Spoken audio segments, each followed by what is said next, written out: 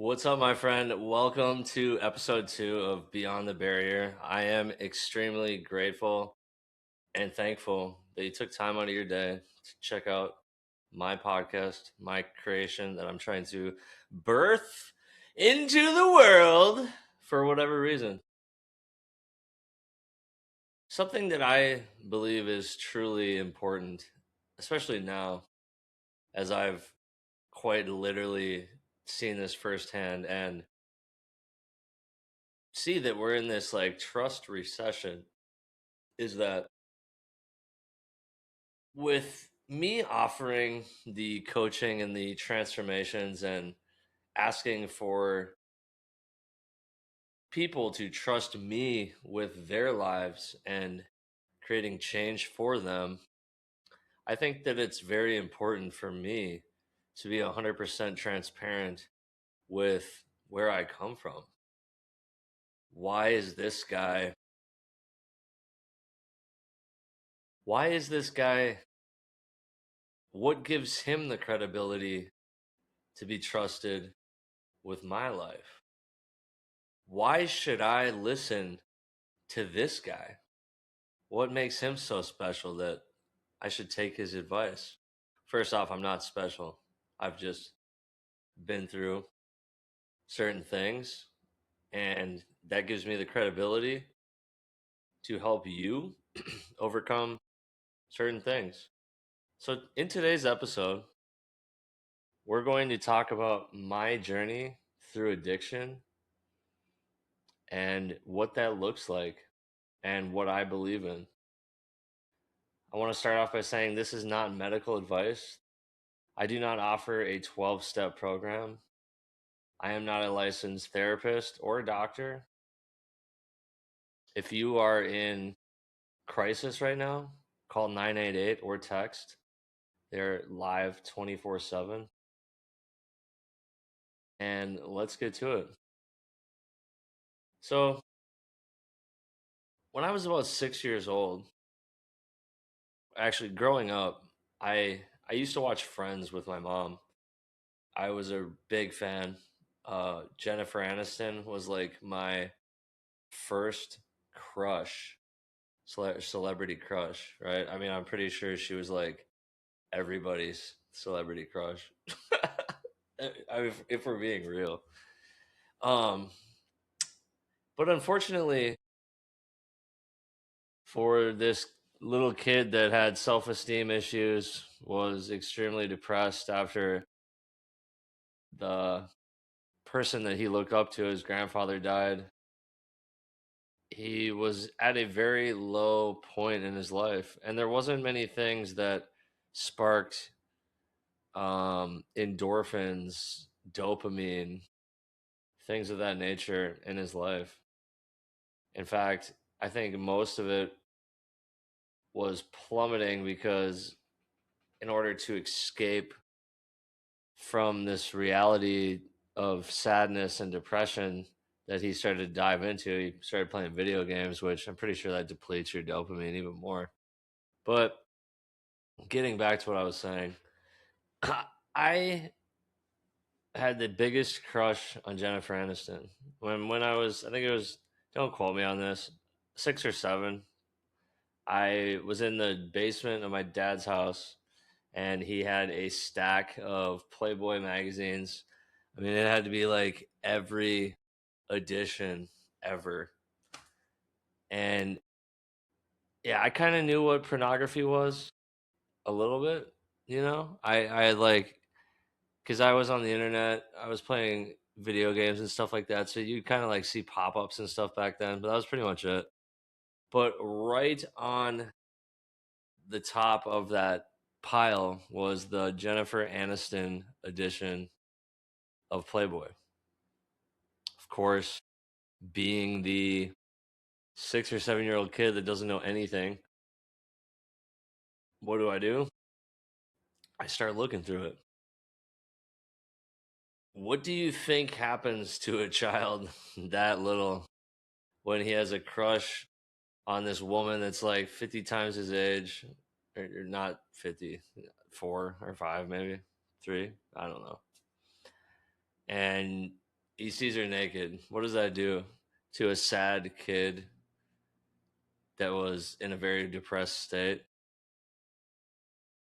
Dopamine through the roof. I remember sneaking like some inserts out of those magazines because now that I knew they were there, I kept going back down there. Right? Oh, I'm bleeding. I have like this scab on my face. I keep accidentally picking it, but we're gonna keep going. Authenticity. Um, but yeah, I took some inserts. Um, the inserts are actually like it was like some like I can't remember, but I snuck them. My mom ended up finding them or something like that, and they like were like, this isn't okay, and blah blah blah, and I'm like, no, I didn't know. I said yeah, but yeah, that single moment in time created a cascade of events that little did I know would rule the next 20 years of my life.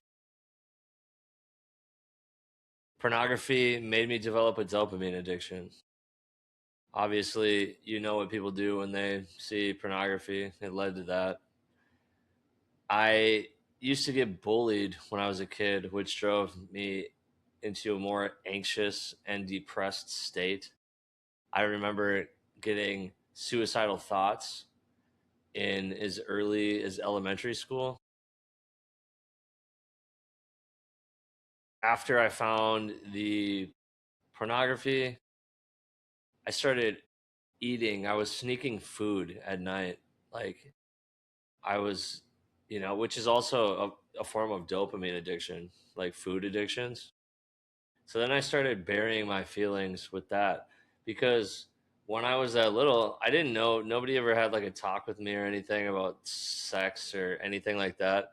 And I'm having like sexual thoughts about women like 20 times my age, not literally.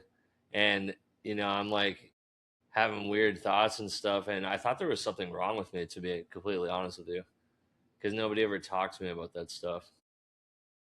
So I started overeating. I get addicted to food. At that point, I'm like becoming extremely obese, which led to getting bullied even more and people picking on me, which led me further down that slope of depression and anxiety. When I was about 8 or 9 or 10 years old, I started playing a game called RuneScape. I actually still play it sometimes. It's like the only video game that I'll play just here and there because it's kind of a game that you can like hop back on and there's always something to do. I still have the same account from when I was a kid. It's pretty crazy. um, but yeah, I got addicted to that, which is also another form of a dopamine addiction. I was trying to escape my reality. It's essentially, if you've never played it before, it's like it's an MMORPG, which is basically it's a multi like there's people from all around the world on the same worlds, and you're playing with people from all around the world, and it's a role playing game. So like you can do quests, like you can train skills, you can kill people, so on and so forth. It's actually probably one of the best games ever made, if you're asking me. And unfortunately, on that game, there was something called staking. So back in that time, you could buy gold for the game on eBay. My mom would actually buy me gold sometimes for like presents and stuff like that. And staking was this thing where it's basically like you are in this thing called the duel arena. Okay, it's one person versus one person, and you put up like bets on who's gonna win the fight. You know what that is? That's gambling. You know what gambling leads to? Dopamine addiction and gambling addictions. It's a dopamine addiction, which I already had an extreme dopamine addiction at that point. I'm getting a little off track. So I started smoking cigarettes actually. I think that was before that because I was in about fifth grade when I started smoking cigarettes. And then, so when I was around like 14, 15, that's when I got this gambling addiction, dopamine addiction on a virtual game. I know it sounds crazy. I actually, I mean, there was points where I would make so much money because I knew like little tricks and whatnot, and I was good at this thing called PKing, which is like player killing, which is you go in the wild and you fight people, and when you kill them, you get all their stuff, kind of thing. And I was really good at it, but you know, even professional gamblers, you get in these spurts where like you lose everything.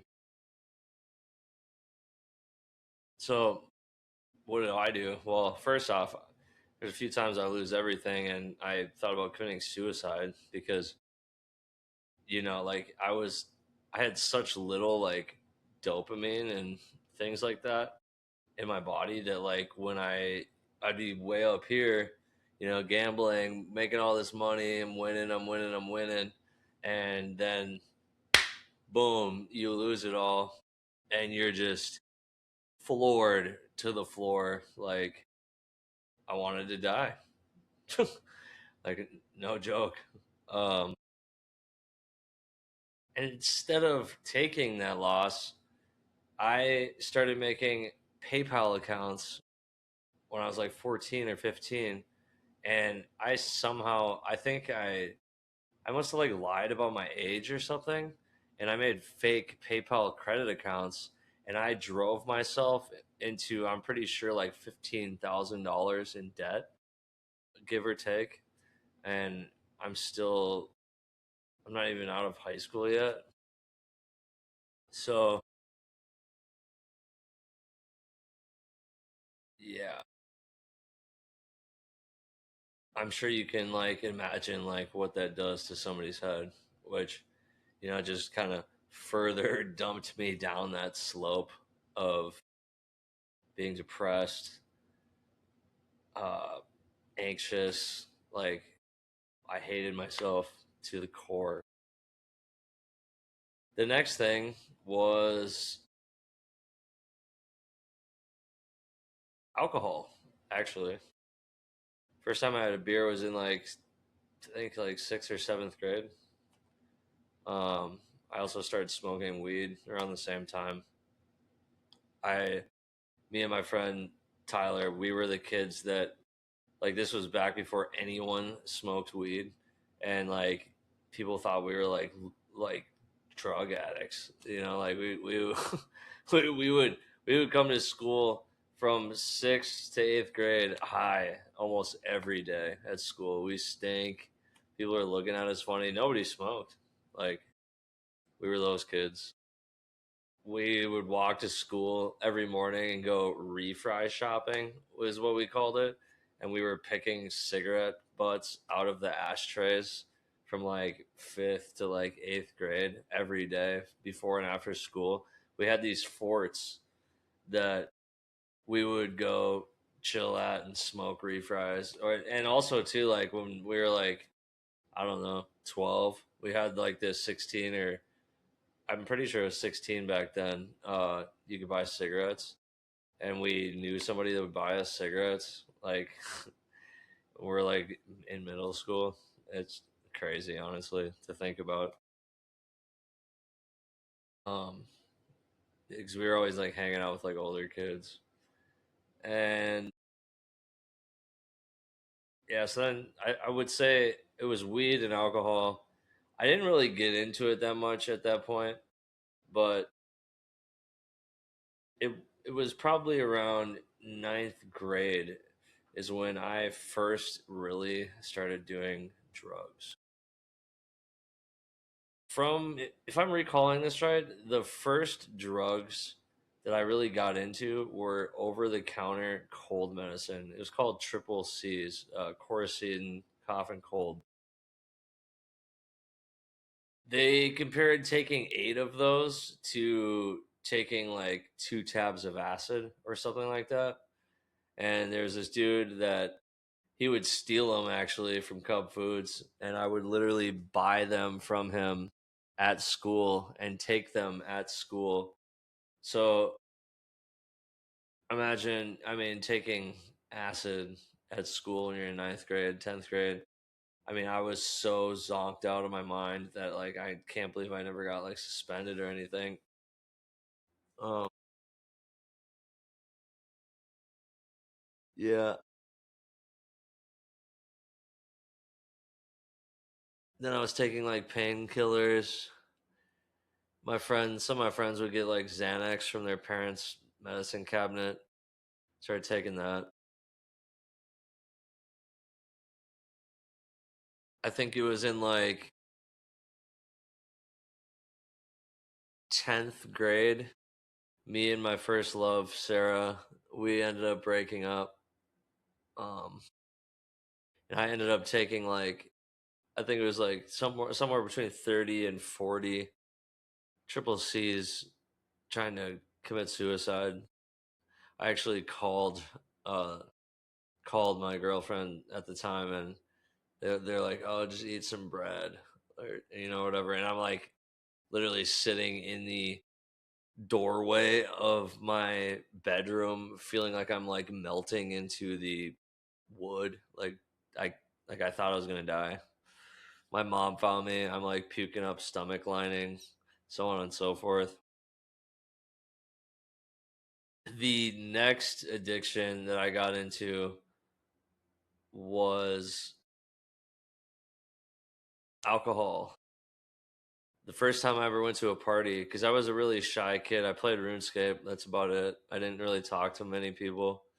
I went to a party first time, blacked out, and I wasn't like a popular kid by any means, but like apparently I was just a riot, like being funny and loud and whatever. And like girls started talking to me because of that or whatever, because of that party that cause they thought I was being funny or I don't know what you would call it, but so yeah, not only did I all of a sudden become a little popular, but also I found my escape. I blacked out. I didn't have to feel depressed and anxious anymore. So that alcohol kind of started there and went till the time I was about 27.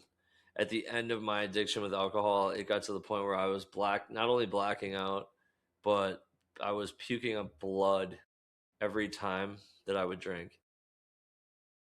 Like, no joke.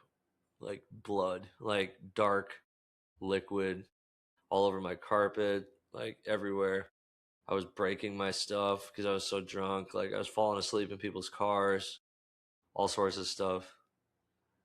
Um, but shortly after that time where I blacked out, then I started hanging out with these kids and doing Xanax all the time. I think it was when I was like 18. Because also every time you do Xanax, you like black out. I don't know what's in that stuff, but it is not good. Obviously, some people might need it, but yeah, that it is nasty stuff. Um, but yeah, I started taking those like crazy. I mean, I'm taking like 8 at a time. I'm like chewing them up. I'm like sniffing them. I'm like crushing them up and parachuting them. And for whatever reason, when I would black out when I would take those things, and I would like steal from my family. I was like, it just turned me into a totally different person. Like, and I think one of the things that people don't realize is like when you are drunk and blacked out or whatever, you're essentially possessed. Like that isn't you. That's why they call alcohol spirits back in the day, because it's actually the quickest way to let demonic entities into your vessel. If you want to get real spiritual, that is a fact. And that's why like when people say like oh, so and so is, could when they drink, that's who they truly are. Like that is such a myth. I'll be the first person to tell you that because honestly, there's so many things that I did in that time frame that like it totally wasn't me. Like I was completely. I mean, one, I hated myself. I was trying to kill myself. You know, like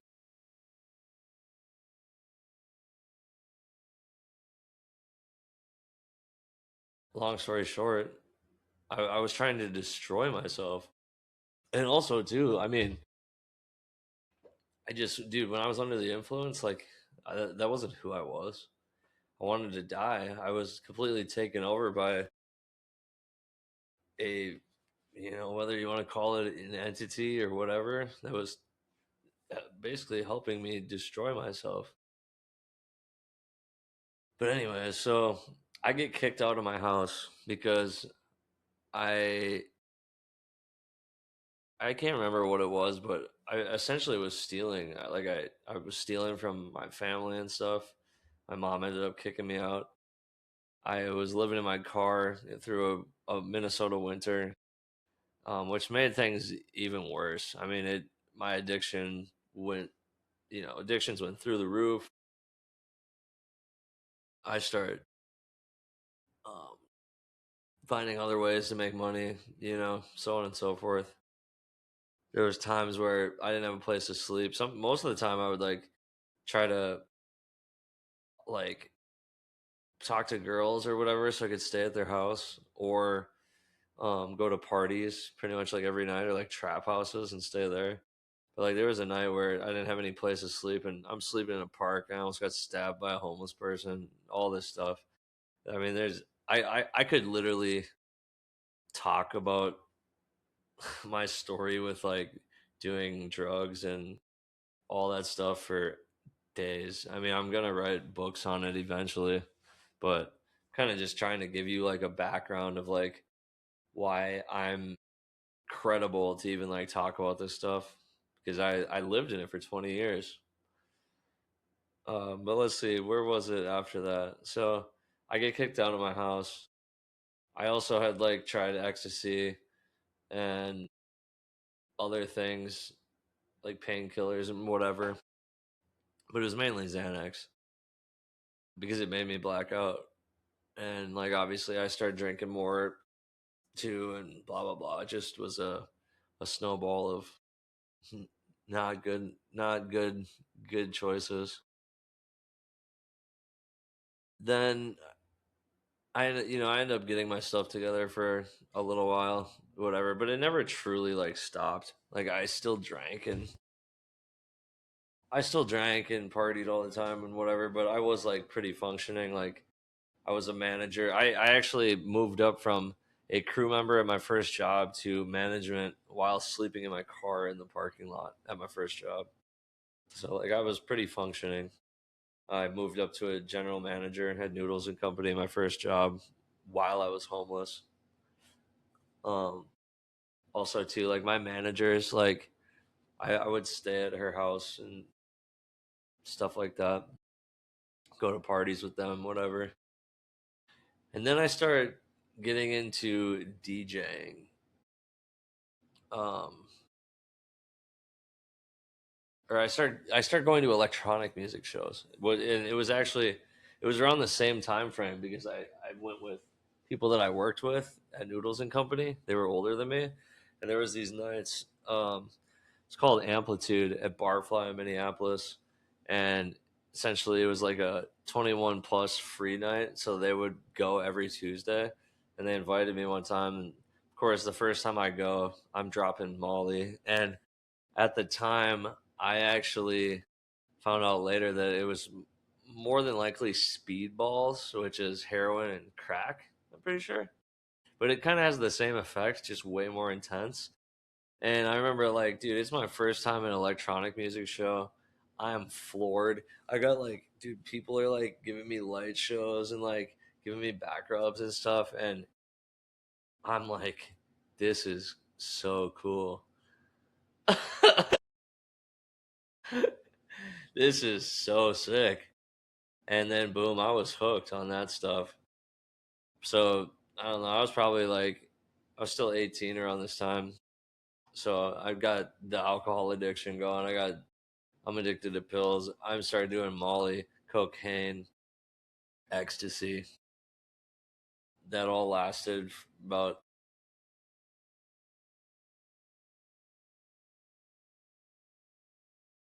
almost 10 years straight. Cocaine, ecstasy, Molly. And I'm not talking about a little bit. I would go to shows. I'd be up for like 5 days straight sometimes. I was doing so much cocaine that like my cocaine guy would literally allow me to come to his house at any time and just walk in and wake him up and get cocaine. Plus, I had my own supply, which I'm not going to get too deep into that, but I was doing an excessive amount. I mean, you know, a lot of people would take like little bumps and whatever. I was doing like gram lines. Like a gram is a lot.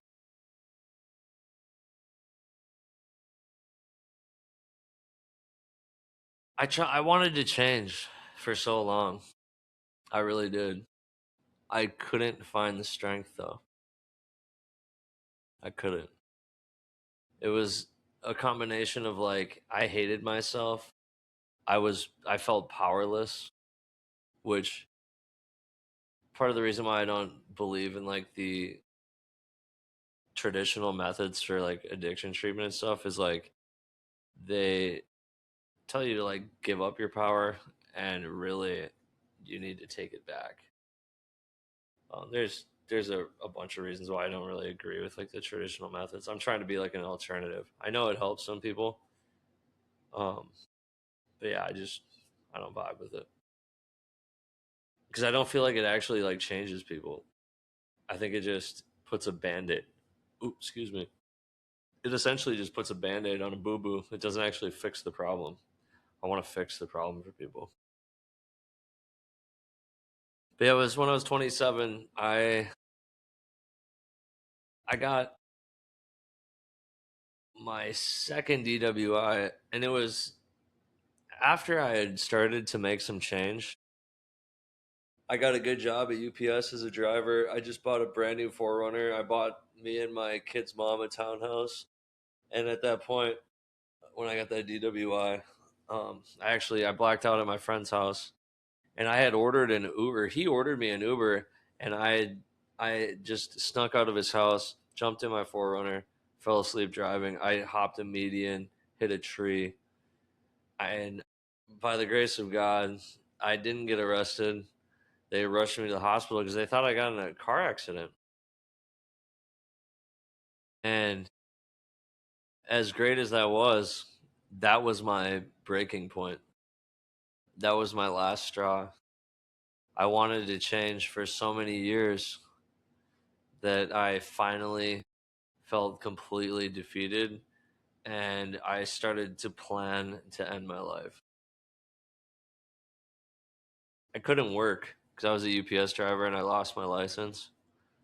And so I'm home by myself and I sat in my bathtub in the downstairs with my little Smith and Wesson concealed and carry pistol and I was going to shoot myself in the head. I had a note written on the door like don't come in,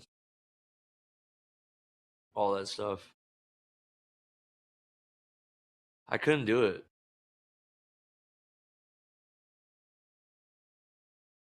I sat there and I tried to muster up the strength, and something just wouldn't allow me to do it. I can't remember what made me get up, but I was crying and I got up and so I the bathroom was like right here and then right here was my like studio and my little chill room computer and Pokemon cards and stuff. And I have this picture.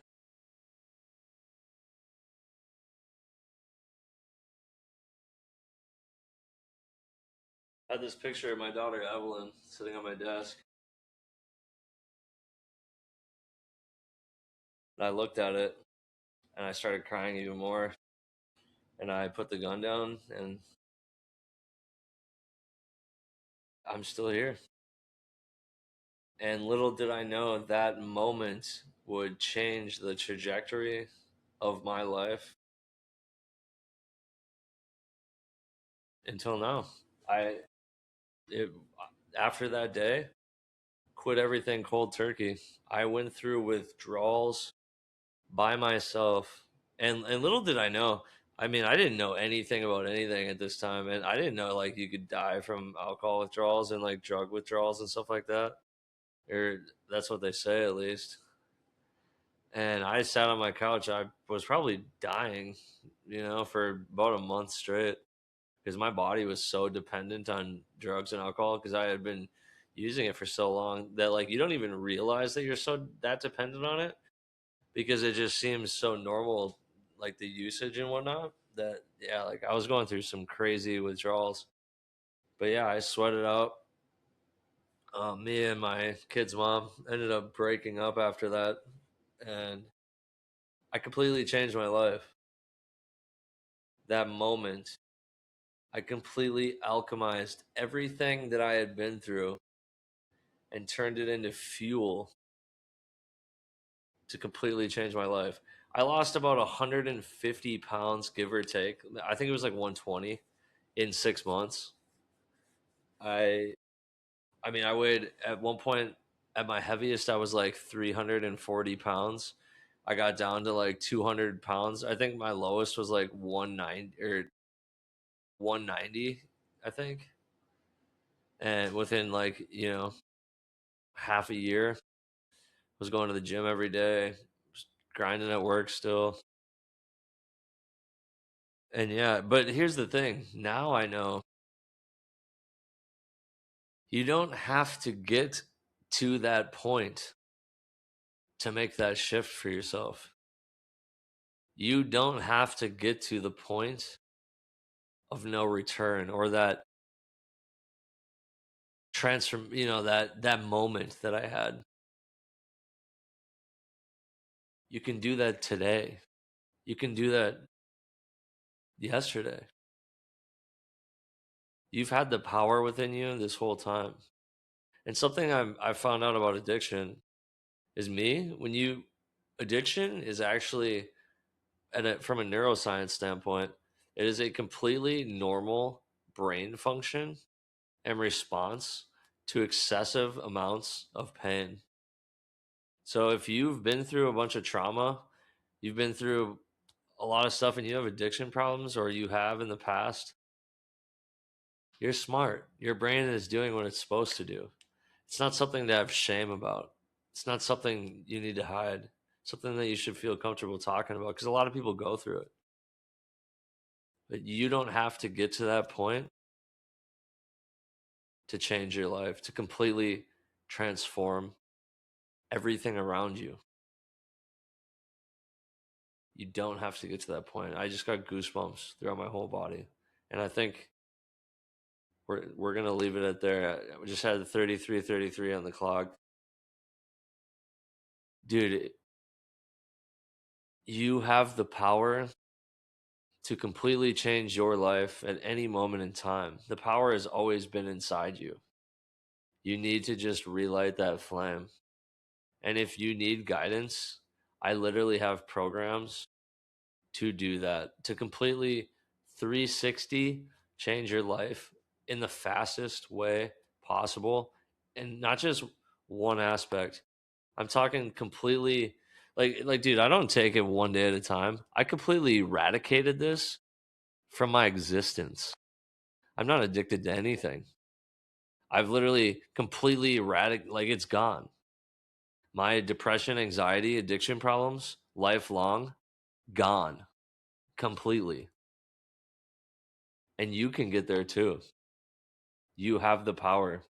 And if you need help, all of my contact information, more information about me, and you can set up a free call to check out my customized programs to help you. I love you. Thank you for tuning in to the second episode of Beyond the Barrier, and I will see you next week. Peace.